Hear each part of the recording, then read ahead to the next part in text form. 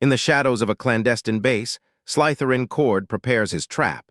For 7 long months, he has waited for his target, ready to unleash thousands of soldiers to secure his ultimate vengeance. Deep in the frost-covered woods, the march to war begins. Despite the biting cold and the gathering storm, the loyal forces press forward, ready to face the death that awaits them in the thorny unknown. The forest becomes a killing field. As the decoy team draws the enemy's fire, a secondary strike force expertly silences the hidden archers, clearing a path through the dense, bare-branched trees. At the threshold of the enemy's heart, the masked commander arrives. With a lethal grace, he navigates the poisonous garden, knowing that the finale of his long-awaited game is finally at hand. The battle shifts into the claustrophobic depths of the earth. Splitting his forces, the commander leads a desperate push toward the estate, facing an onslaught of arrows that shatter against their reinforced iron shields. The air thickens with lethal projectiles. Both armies collide in a chaotic dance of steel and death, as the invaders slowly grind their way toward the massive, isolated estate. Slytherin Cord waits, teeth chattering with anticipation, expecting his long-hunted prey. But as the figure approaches, his delight turns to cold, murderous confusion. The mask is wrong. The gait is wrong. Slytherin realizes with mounting fury that the man walking toward him is an impostor, a mere pawn in a game he thought he was winning. Taunting his frustrated adversary, the impostor plays the role of a condescending subordinate. Slytherin's temper snaps, his long-prepared trap turning into a personal confrontation of ego and steel. The table turns. With a wave of a hand, the hidden spies within the estate reveal themselves. The hunter becomes the hunted, surrounded by thousands who were once his own guard. The dance begins. Swords clash with rhythmic brutality, and the smell of blood fills the air.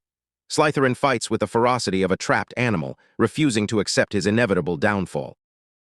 He is no longer a commander. He is a punching bag. The soldiers beat him with cold, calculated cruelty, reducing the once proud aristocrat into a whimpering, broken wreck.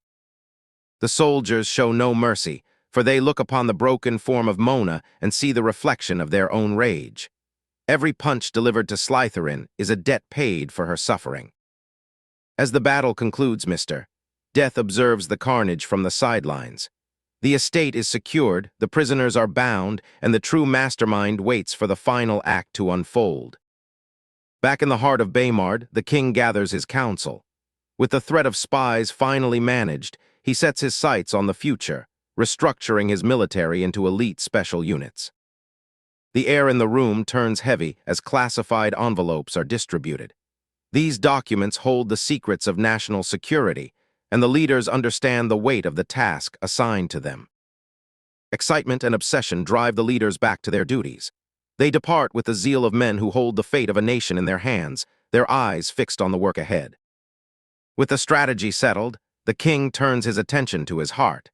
He approaches the school, eager to whisk Princess Lucy away for their long-awaited moment of peace. A sudden emergency shifts their plans.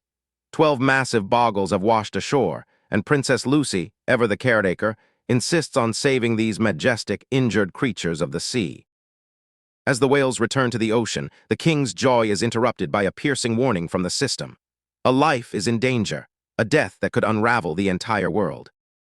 Warped across the land, the king arrives in a far-off village just as an arrow flies toward the heart of King Sirius.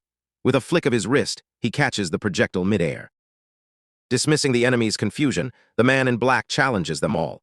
He fights with the casual ease of a man bored, his movements turning bone-cracking strikes into a lethal art form. The kings of old watch in disbelief. They came to this land seeking refuge, but they have found a savior whose martial prowess defies all logic and reason.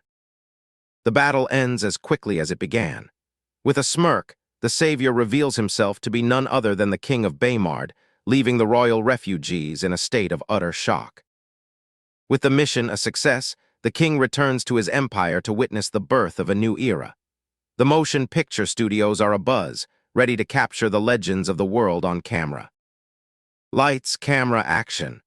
The dream begins as the first scene is recorded, marking the dawn of Baymard's entertainment industry and a future filled with wonder and stories yet told.